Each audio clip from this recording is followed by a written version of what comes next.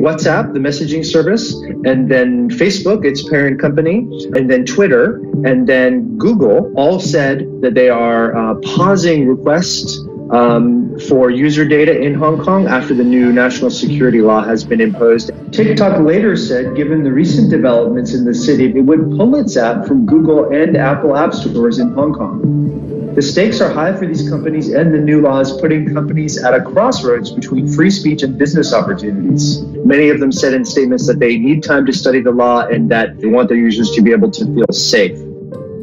Hong Kong is not a huge market in terms of population, but very tech-savvy, very sophisticated.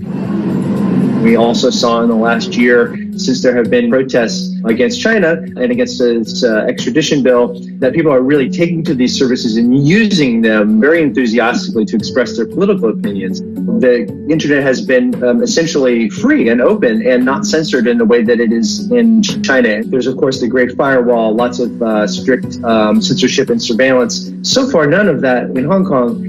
TikTok, which is owned by Chinese tech giant ByteDance, says it is independent from the Chinese government. Some details that have emerged about the law are that tech companies operating here might have to give information about their users to the government. It's sort of vaguely defined, but that means that the government could regulate content in a more strict manner. That's sort of how it's been phrased.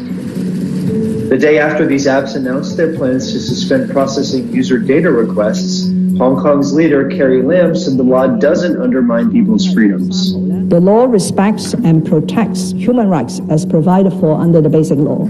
The tech companies are caught between two big forces and two big ideals. On the one hand, the companies say that they're committed to freedom of expression. They have their users here who have been using their services enthusiastically. And on the other hand, they have Beijing, which is obviously this enormous power. And so they risk either alienating their users or alienating Beijing. While most of these don't operate in China, they still would never want to close the door on going and being available there one day. They also have advertising businesses outside of China where Chinese companies are using the platforms for advertising.